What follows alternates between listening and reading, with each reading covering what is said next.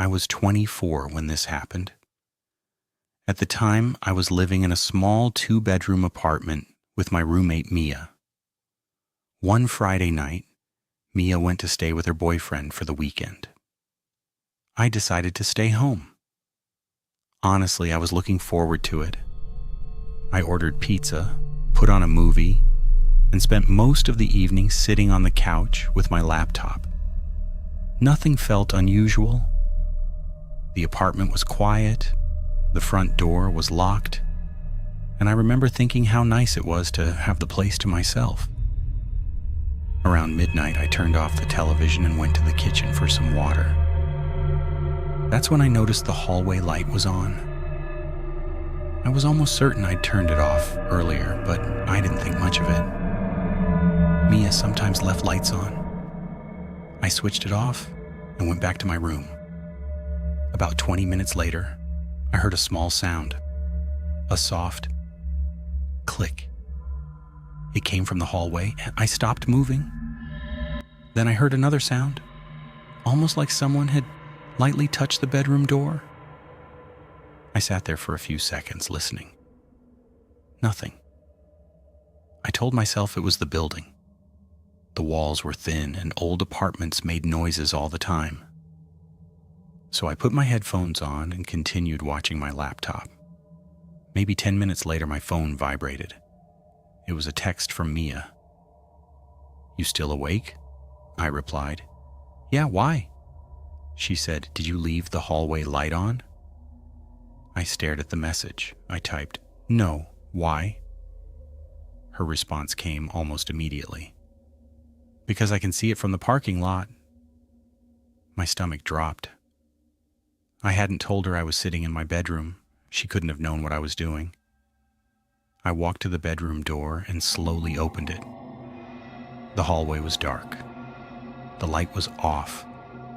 Everything looked normal. I checked the front door, locked. I checked the kitchen, empty. Then I noticed something. The bathroom door was slightly open. I was sure I'd closed it. I walked toward it, and as I got closer, I heard breathing. Very quiet breathing. I froze. For several seconds, I didn't move. Then I stepped backward. I didn't yell. I didn't even think. I just ran back into my bedroom, locked the door, and called 911. While I waited, I heard something move in the hallway. Then the doorknob started turning. Slowly. Someone was trying to open my bedroom door. I backed away from it and grabbed the heaviest thing I could find, a desk lamp. The doorknob stopped. Then there was silence. A few minutes later, police arrived. They searched the apartment. Nobody was inside. At first, they thought I'd imagined the breathing. Then one officer checked the bathroom. He found the window unlocked. It opened onto the fire escape. The officer told me someone could have entered through it.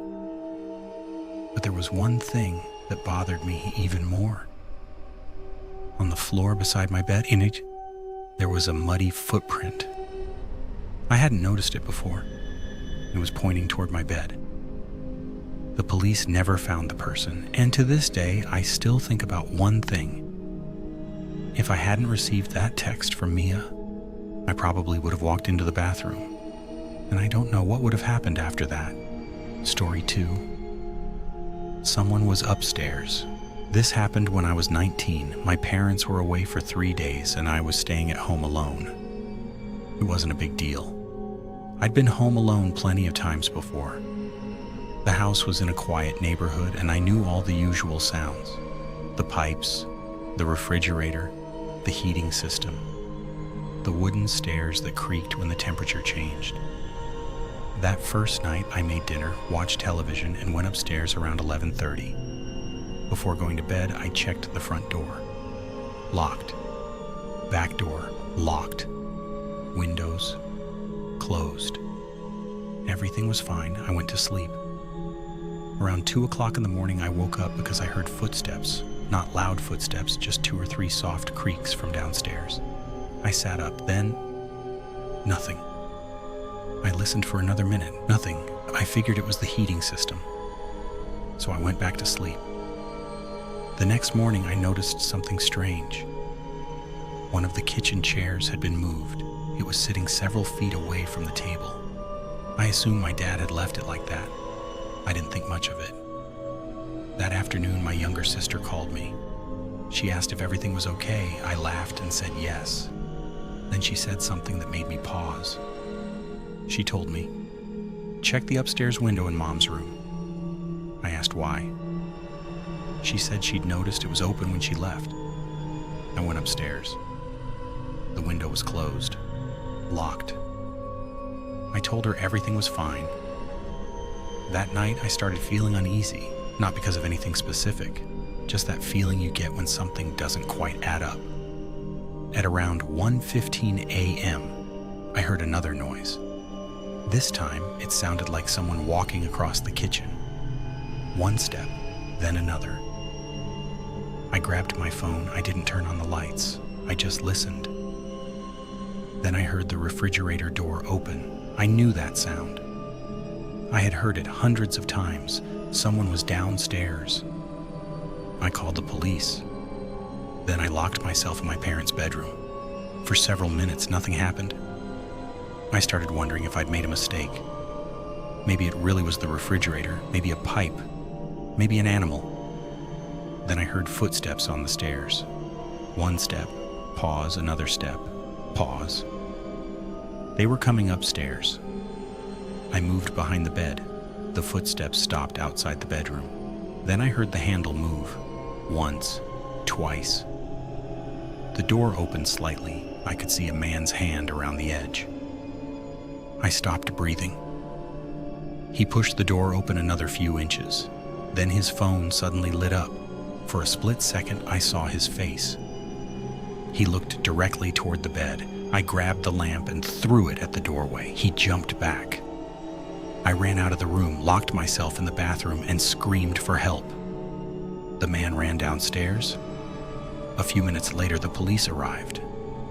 They found a basement window broken. The man had apparently entered through the basement and hidden there earlier that evening. He had been inside the house for hours. The police later found some of my mother's jewelry in his backpack. They believed he had been watching the house before breaking in. What bothers me most isn't that he got inside. It's the possibility that he was already there when I was downstairs making dinner, when I was watching television, when I was walking around the house, and I had absolutely no idea. Story 3. The closet. I was home alone on a Saturday night. My wife had taken our daughter to her sister's house for the weekend.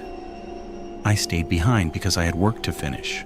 Our house was small and everything was familiar. I worked in the living room until almost midnight. Then I cleaned the kitchen and went upstairs. Before going to bed, I heard something from the hallway closet, a soft knocking sound. 3 taps. I opened the closet. Nothing, just coats, shoes, and some boxes. I laughed at myself. I was tired. Probably just something shifting. I closed the door. 5 minutes later, 3 more taps. This time, I knew I hadn't imagined it. I opened the closet again. Nothing. I checked behind the coats. Nothing. So I went to bed. Around 2:30 a.m., my phone buzzed. It was my wife. She said our daughter was awake and wanted to talk to me. I called them. My daughter sounded sleepy. Then she suddenly asked, "Daddy, is someone at our house?" I smiled and told her no. She said, "Because I heard a man's voice before Mommy called you." I looked toward the bedroom door. My wife was downstairs with her, so there shouldn't have been anyone else. I asked my daughter what the voice said. She couldn't remember, but she said it came from somewhere inside the house. I ended the call. I sat on the edge of the bed for a long time. Then I heard it again. 3 taps from the hallway. I grabbed my phone and walked out. The hallway was completely dark. I turned on the light. The closet door was open. I was sure I'd closed it. I stood there staring at it. Then I noticed something on the floor. A shoe. Not mine, it was a men's work boot. I immediately backed into the bedroom and locked the door. I called the police. While I waited, I heard movement downstairs. Then silence, then footsteps, slowly coming up the stairs. I held the phone against my ear and barely whispered. The footsteps stopped outside my room. There was a long pause. Then the bedroom door handle moved. I pushed my dresser against the door. The handle moved again, harder. Then someone whispered, "I know you're in there." I froze. The police were still on the phone. The dispatcher told me to stay where I was. Then suddenly, the footsteps disappeared. I heard someone running downstairs. A few seconds later, there was a loud crash. Then nothing. Police arrived less than 2 minutes later. They searched the house. The man was gone. But they found an open basement window. And inside the hallway closet, behind the coats, they found a small space where someone had been hiding. There was an old blanket, 2 empty water bottles, and food wrappers. The police believed the man had been hiding inside our house before I even noticed anything. He may have been there for hours, maybe longer.